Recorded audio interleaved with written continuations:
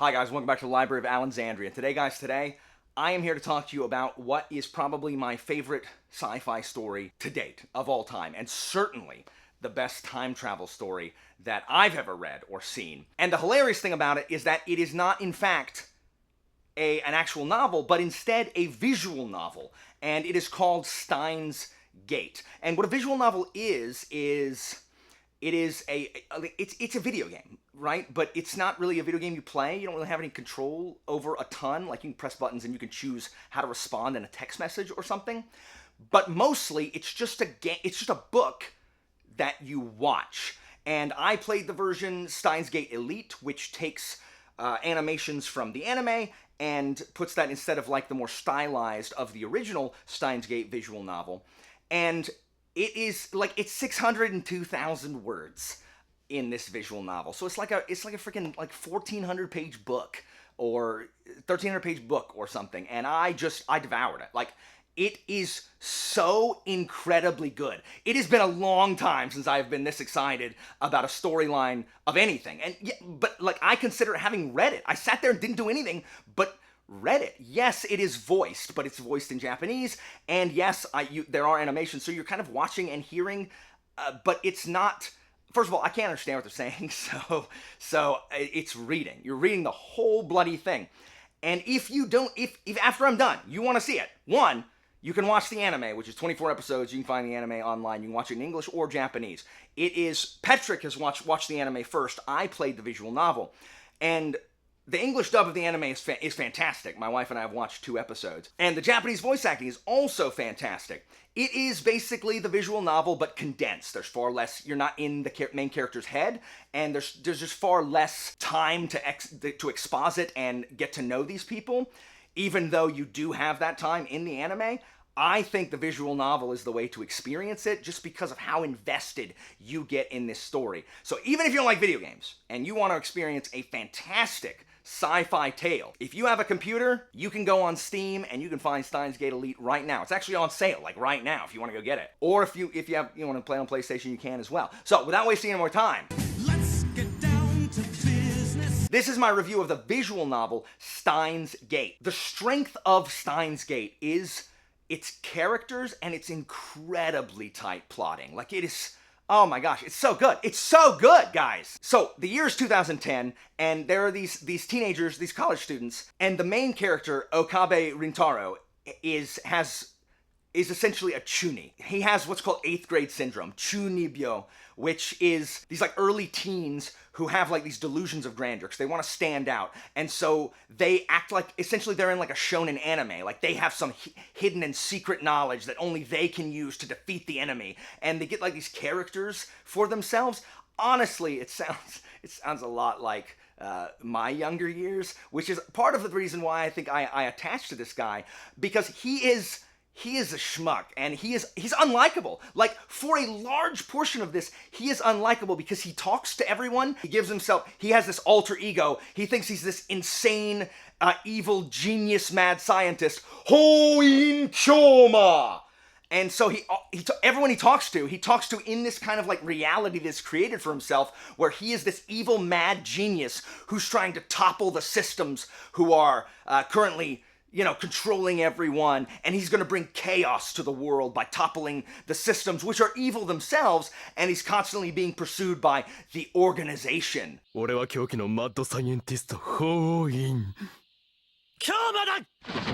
So he's begun this lab, this future research lab, where him and his 2 other lab members, Mayuri, she's kind of a ditzy, girl who likes to cosplay, who is his childhood friend. They've known each other for forever.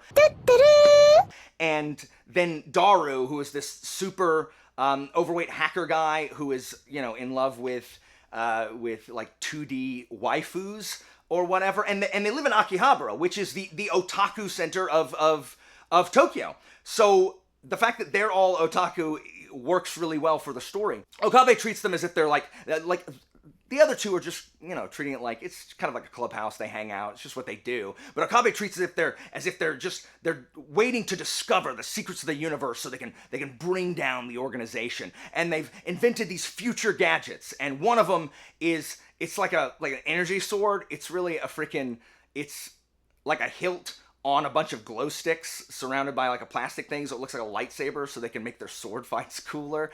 And then one is like a gun, but inside is the remote control, so they can change the channel with their little toy gun.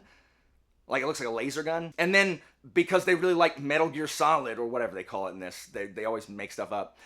It's got it's like a smoke grenade type thing. And they've just invented this thing called the phone wave, named subject to change, which is this phone attached to a microwave, which he's using because he thinks he's going to invent time travel through doing this somehow. And so the novel opens is him and Okabe and Mayuri are attending this lecture of this famous physicist who is giving a lecture on time travel. And he's like, "Objection!" He stands up and is like, "What are you talking about?" Because the guy is presenting time travel based on what this random Reddit poster 10 years ago said. Like, there was a guy on Reddit 10 years ago who was like, "I'm a time traveler from the year 2036 and here's how I did it." And Okabe recognizes this is really just a rehash thing of what they found on the internet 10 years ago, and he calls him out for a hack. But he's pulled out of that seminar by this redheaded girl who is just back from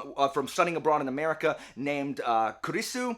And she's like, "Dude, why did you signal me?" He's like, "What? I didn't signal you for, I've never seen you before in my life." But she's this famous genius who's published her paper on physics in famous magazines or whatever. So she's like a genius that's well known to Okabe. And he's like, "You must be from the organization!" And so he runs away because he's not going to be stopped by her. And then not 15 minutes later, he hears a scream and he runs up to a storehouse and he finds Kurisu dead, face down in a pool of blood.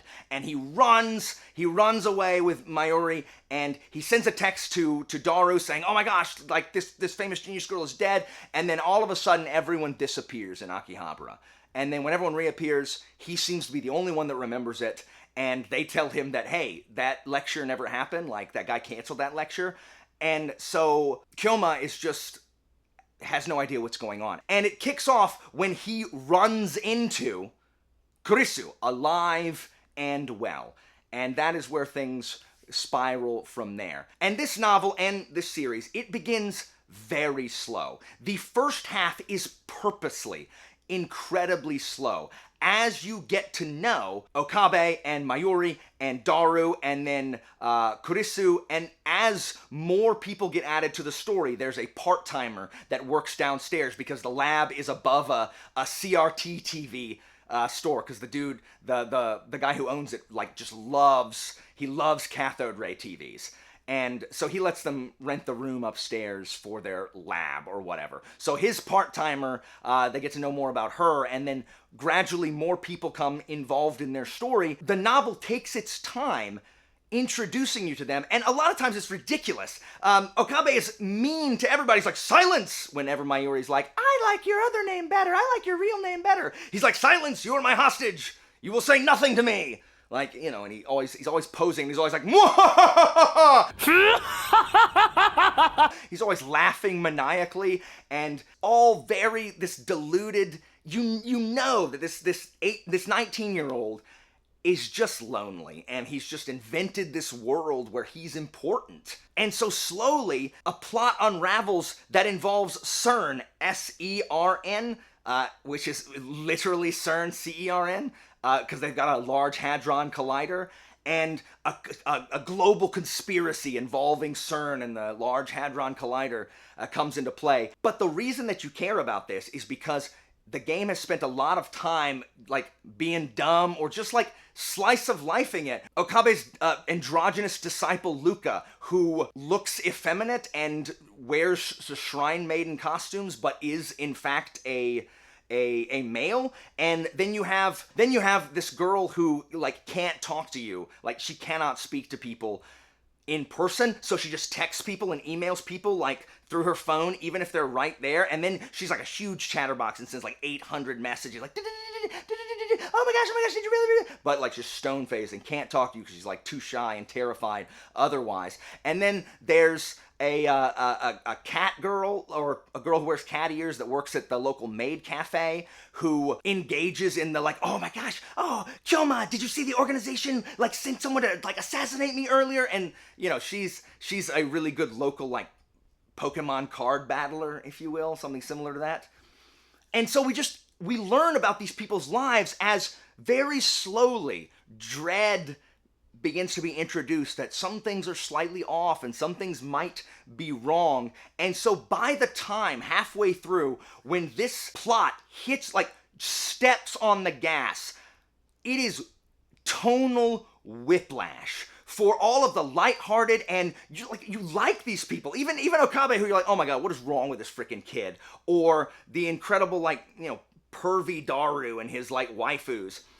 And the Ditzy Mayuri, you are really invested in their story by the time this hits the high gear and does not let up. The tone rapidly shifts to where my jaw dropped multiple times. My heart broke multiple times. I was nearly brought to tears multiple times because of the incredibly like dark and adult things that these kids are dealing with, involving time travel. The time travel aspect of this novel is one of the best explained. Like there's a lot, especially in the novel, less so in the anime.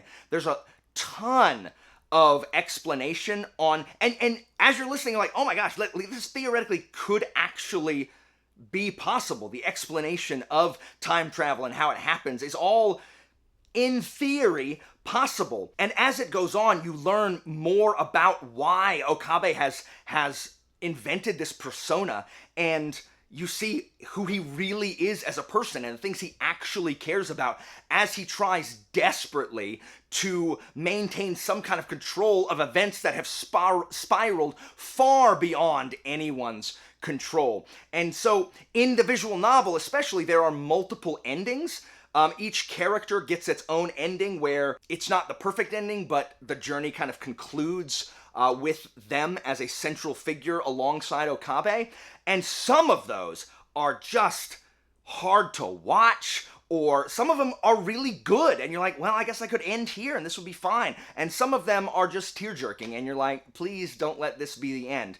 And it all culminates to, and the anime follows this path, it culminates into a true ending, which is one of the most satisfying endings of really anything that I've ever read. And I, since finishing it, have not been able to stop telling people about it and telling people to read it, or if they don't want to read it or play through it or whatever, read it, to watch it. At least watch the anime. And Patrick will 100% agree with me. The character work in this is so good. I mean, the writing, the prose isn't anything because like to sneeze at, because it's not really written that way, because you can see a lot of things happen, so there's not a ton of description, at least in the Elite version. But the dialogue is, the localization is great. The translation from Japanese into English is fantastic. You care about these characters. You watch time travel handled in such an incredibly convincing way, where these choices that they are making have these just far-reaching, unpredicted and unintended effects, and not in the same normal way where you're like, oh, the butterfly effect. No. It's not like, oh, we'll kill your grandma and then like you're never born. It's not like that. It is a variation on changing things and how you travel through time and how it would be possible to do that, and the things that could be altered and certain things that are unalterable, and what is the nature of free will, and certain outcomes are predetermined. Does anything you do even matter? Like the existential crises that these characters, especially Okabe, go through, it is hard to watch. It is an emotional roller coaster, but it is absolutely worth every second of it. The visual novel took me 46 hours or so to play through, and that's just pressing X, reading text. Oh my gosh, reading so much text. There were so many twists and turns, so many like plot things that happened that I had no idea what was coming, like none. I was completely surprised at every turn, and nothing that happens is not explained and does not have a reason. It is excellently plotted, but I think a lot of people could be turned off by the, like, what is even the point of the first half? I cannot stress enough that the first half of this novel is here to make it, and I think this is why doing a time travel movie is so hard, because who cares? Like, I don't care about these characters. Who cares? Like, who cares what happens? But you spend so much time getting to know these people that by the time the ripple effects occur, you are 100% absolutely invested, and you must, not a want, a need, find out what's going to happen to these guys. You are so invested in their fates that you can't even stop. Like, I could, once I hit the major inciting incident, like, I was having trouble going to bed because I had to know what happened next. So I would just stay up way too late toward one of the endings and then be like, okay, well, that's all I can do for tonight, and then immediately dive into another one. It is fantastic. It is something that a lot of us who don't feel like we're in control of our lives, or who feel like we're not accepted in society, and that we don't have, we're looking for some greater purpose. I think there's a lot that those of us who feel alone or rejected can get from this. And the lab members are just such a fantastic found family. So if you are not into anime or Japanese stuff like at all, then maybe you won't like this. But if you like sci-fi stuff, and you're even kind of like a video game nerd or a fan of Japanese culture and anything like that, if you're an anime watcher, certainly. If you're a video game player, 100%. If you just want to try something different, you have a computer and you want to try a visual novel because you never tried one before, I cannot recommend this enough. I can't. On the Kingfin approval system, I give Steins Gate, boom, a superb plus. That's how good this was. Superb plus. I have not been able to stop talking about this all day or thinking about it. And I'm gonna dress up like freaking Hoin Kyoma for Halloween, because it's just, it's so good. It's so good. Out of 5 stars, 5 stars. Boom, 5 stars, 5 stars. Easily 5 stars. Easily one of my favorite things that I've read or experienced in recent memory. Absolutely fantastic. And Patrick, if you watch this, please add your voice to the pile down there in the comments, and I will pin that. Guys, that's it for me for today. As always, information about my Patreon and Discord is down in the description, and I'll see you next time, guys.